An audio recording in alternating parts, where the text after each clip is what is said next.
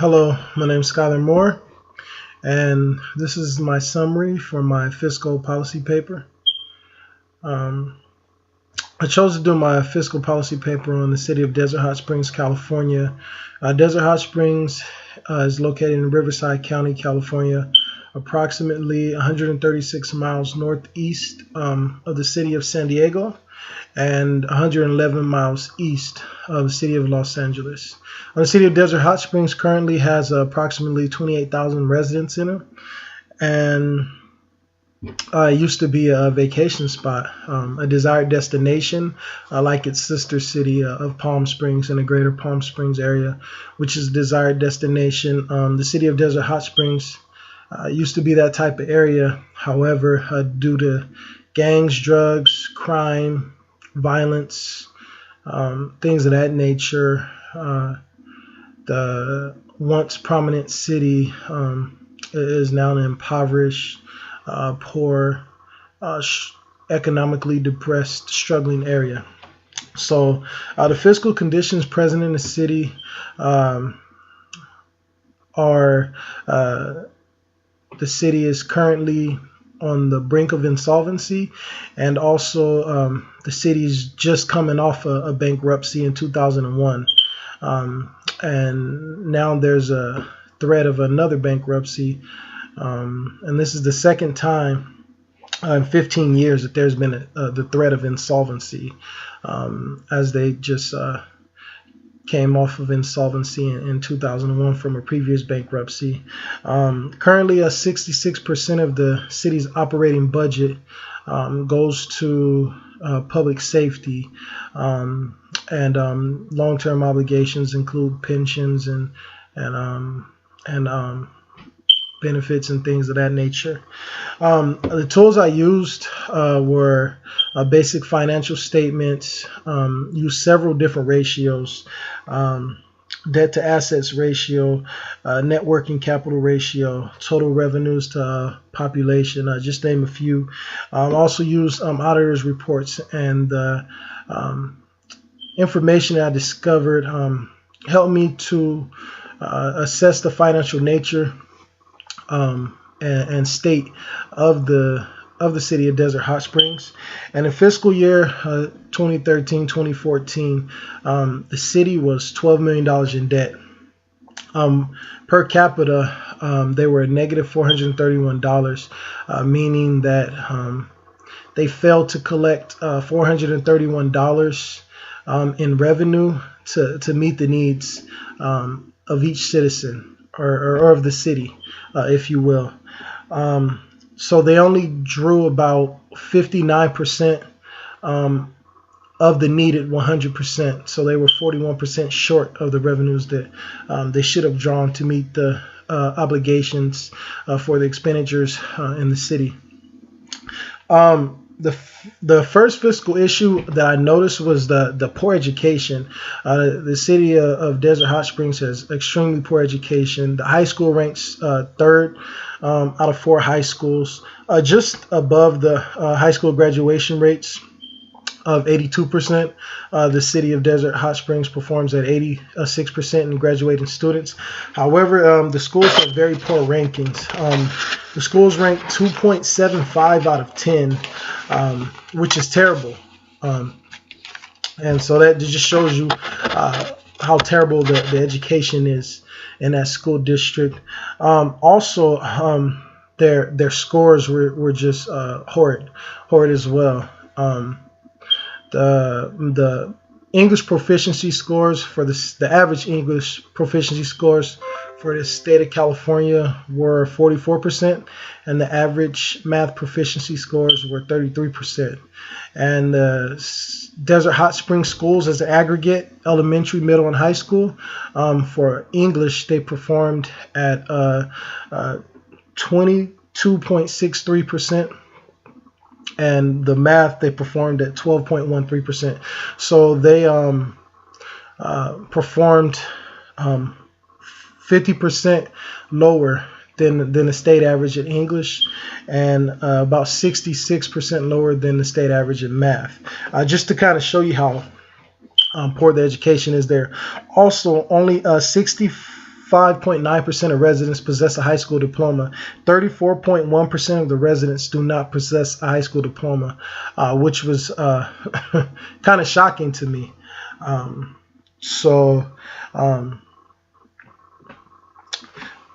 I thought the use of block and categorical grants would be good, a good tool to improve the education there, because you can use those kind of grants, especially categorical grants. They may be specific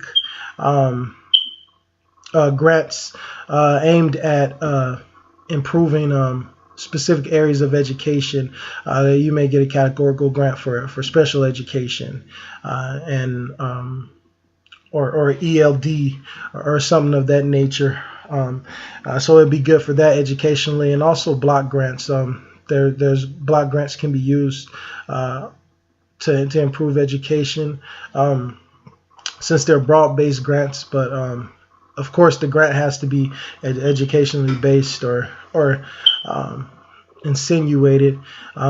And if you get a grant for that, you can do something like Upward Bound, PEI, the Bridge program, which bridges high school and junior college, where you can take junior college classes and earn high school credits. So they can do things like that with block grants and improve education to kind of improve the fiscal state of the city, because of course, they're going to grow up and be adults, and they can't find a job. Then it's just going to be a cycle. It's already cyclical with the lack of education that is present in the city. The ethical issues that I looked at were when you get a self-serving politician who just want to push their agenda, and especially with a block grant, it can be manipulated and skewed in such a way that it can be used to meet the agenda and the self-serving purposes of a politician. So if the people are screaming for something in the city educationally, but that's not necessarily what they need, but the politician is listening to that and wants to get reelected, then he may go for that. So that's something to really take a look at as far as ethics is concerned. Prop 13 definitely has affected the fiscal policy here, since there's the limitations on how much you can tax. Revenues are limited, so it's pretty limited in what you can use towards the purpose of schools. So that's definitely an issue there. Prop 13. The second issue I saw was the high crime rate. They had crime rates higher than the city of San Bernardino, which was very shocking. They had an average crime rate index of 909.28. And this includes rapes, robberies, murders, thefts, arsons, auto thefts, and robberies.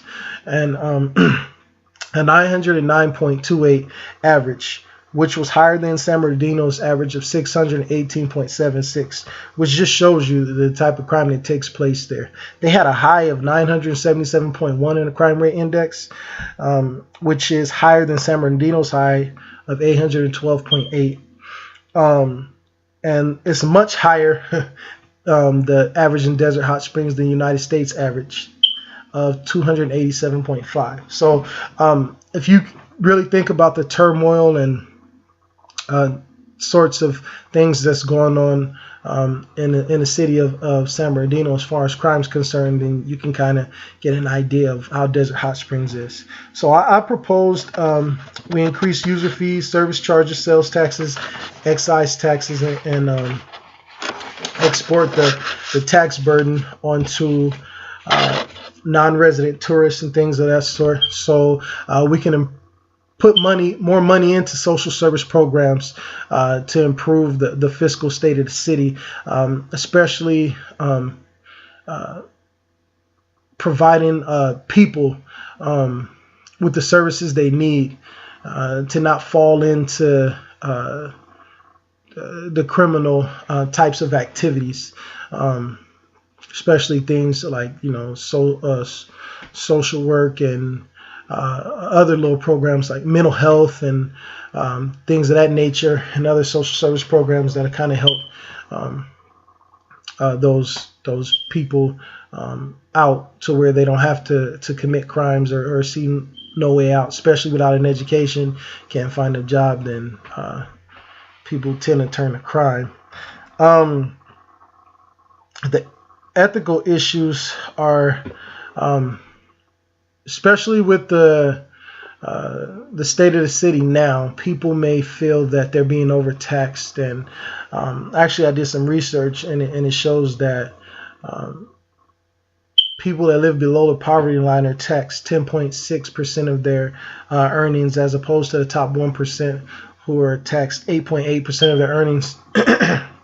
So proportionally, to me, it looks unfair, and there may be some ethical concerns there.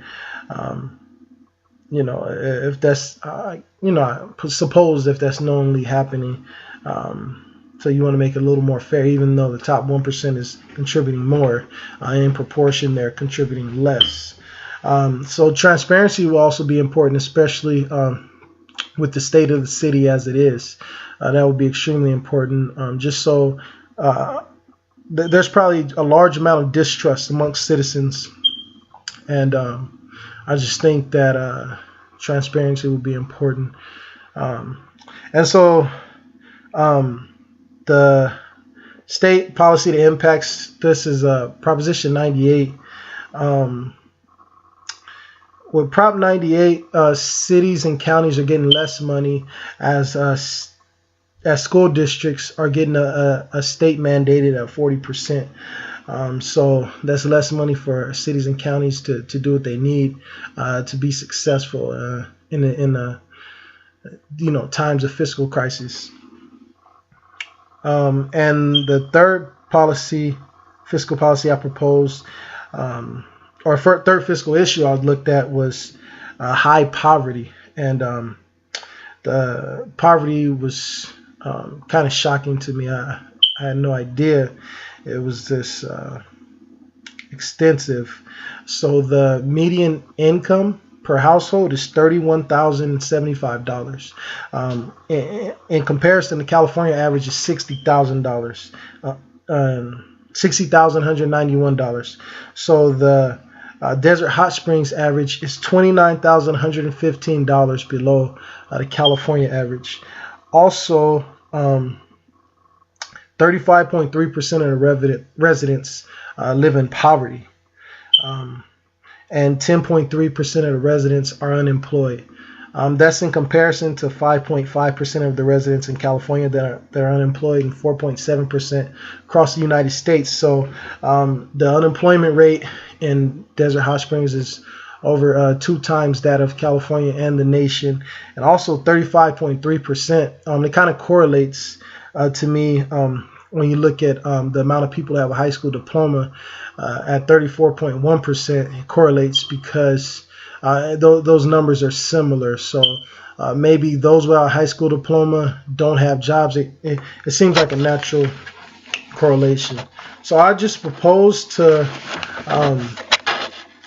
that we just offer tax abatements and exemptions to businesses, so we can get businesses here, and when those businesses come, they create more jobs, and so more revenue is generated through sales taxes and through income taxes and through actual property taxes, because now people are buying homes and jobs are being created, and the economy stimulated, especially if you can get a large employer like Walmart and Target to really get the revenues coming, where people tend to gravitate and want to shop, and especially in these poor communities.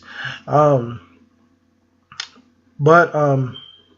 ethical implication arises when you look at self-serving politicians again. They may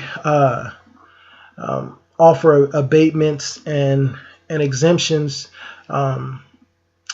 to friends of theirs that are in the business, or it may be their own business, or they may do so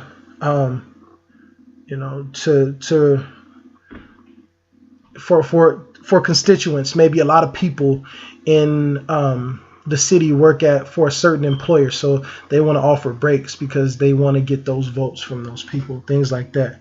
A state policy that has the largest effect in my mind is the way that California's local option sales tax is designed as a point of sale sales tax, as opposed to the North Carolina approach, where it's more of a per capita. So with the point of sale sales tax, that would be like me going to I live in San Bernardino, city of San Bernardino, and let's say I go to Ontario Mills, and a point of sale, wherever the transaction takes place, that's who earns those sales tax revenues. Now with the per capita, no matter where in San Bernardino County I make a purchase, those sales taxes are shared evenly. So I think that would be a better method of a better policy. So basically, to return Desert Hot Springs to the form that it once was, all these things are going to have to take place. There's going to have to be some major changes in reform in education. And poverty is going to have to be controlled, and we're going to have to get that under wraps, and as well as crime. But I think it kind of all starts with education, because for most, if you look at education and poverty, they kind of correlate. They're both around the mid 30% mark.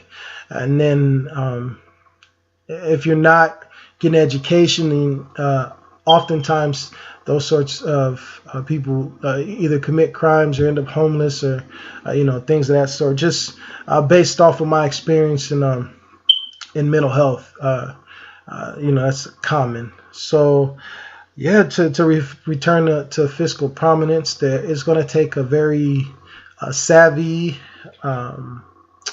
innovative, creative public financial manager to do so. So thank you for watching this video, and I hope you enjoy my paper. All right, bye.